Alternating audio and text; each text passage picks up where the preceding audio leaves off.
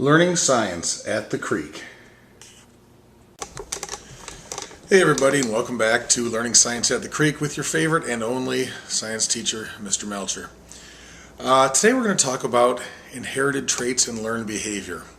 As we know, inherited traits are something that an organism, which is a living thing, gets from its parent. Now it can be a plant or an animal. A learned behavior is something that is learned or taught. That only happens to animals. Plants cannot learn behaviors. They don't have behaviors. They just sit there and grow. So let's get right to it. Let's go to my backyard and take a look at some traits and behaviors. Follow me. Okay, here we are out in my backyard, and for talking about traits, I decided I wanted to look at some plants. Now, first of all, we have what is very recognizable if you watched my other video, my palm tree. Now, my palm tree looks very similar to most palm trees. It has the big fan-shaped leaves on it that will keep growing out, and it got that way because its parent, whatever parent plant dropped a seed, looked the same way. So plants typically don't change. The parent plant of this palm tree dropped a seed, and now the younger plant, my palm tree, looks exactly the same way. When my palm tree becomes a mature plant, it will drop a seed, and that seed will grow into a plant that looks very similar to what we have here. The same goes for most of my flowers out here. I've got some nice purple and light blue flowers over here, and they look that way because the parent plant that dropped seeds was that same kind of plant, and it dropped seeds to grow another generation of blue and purple plants. Let's take a look at one more type over here.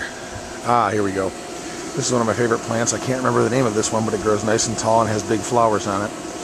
And again, it looks this way because its parent plant looked the same way. The parent plant dropped a seed, which was grown into this plant, and the plant now looks like this. Everything about a plant, it inherits from its parent plant. Inheriting is pretty easy. When we talk about our eye color, the shape of our face, we get that from our parents. But let's talk about some behavior. And to talk about learned behavior, I'm going to need a little help from my good pal, Chip the science dog. Let me go get Chip. Okay, I've got my buddy Chip the science dog. Now, Chip is a German short-hair pointer. He is a dog that has been bred for hundreds of years to hunt birds and small fur-bearing animals. He's very fast, he's got an excellent nose, and he's called a pointer because when he finds something that he really likes, he will stop and point at it. He will just basically freeze. His tail will go up, and he will then indicate to his master, or me, that he has found a bird or animal that we're looking for. Now, Chip's his fur is white and brown, and that is one of the common colors of the German short-hair pointer. There are other common color markings, but this is a common one. He is this way because his mother and father had a combination of colors that made him look this way. He got everything he has from his parents. Now, there are some things, though, that Chip did learn. Let's see if we can try a couple of those right now. Chip, come here. Good boy. Chip, sit.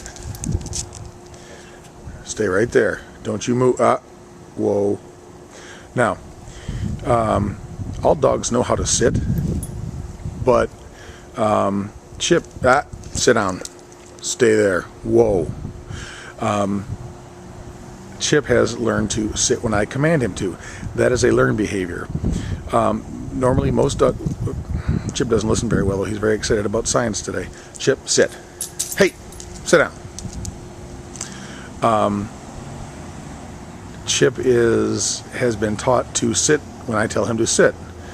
Now, if I want to make him get up and run, I simply say two words: "Good boy, go," and he will run off. And usually, he will wander around the yard. Hey, come back here. Come here, Chip. Good boy. Sit. He will come when I call him, and he will sit when I tell him to. He doesn't stay seated for very long, though. Go. Usually Chip will run around through my garden and sniff around, waiting for birds. Well, Chip's had enough being a scientist today.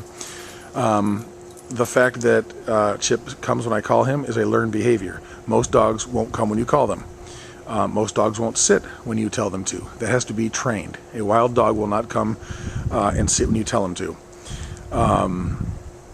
But Chip will, because that is a learned behavior. Now, let me show you an example of just more proof that a dog coming when you call him and a dog sitting is learned behavior. This is my assistant, Coco. This is our puppy.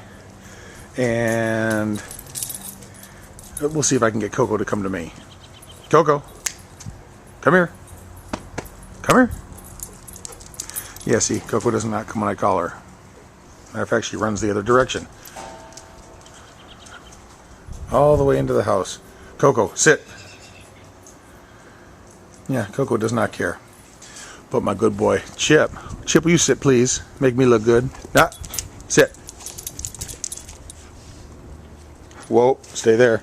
Oh, don't you move. Yeah. Now, if we want to make a move, we just say, hey, sit down, please. Chip, sit. Let's try that again. If we want to make a move, we just say, good boy. And off he goes, hunting again, looking for something to smell. So, as a quick recap, learned behavior is something that you are taught or learn on your own through your experiences, like Chip sitting and staying and running when I say good boy, and his coloration, what the plants look like, our eyes, our noses, our arms and legs. Those are inherited traits. That's all I have for you for today. Thank you, and look for our next video coming soon. Have a good day.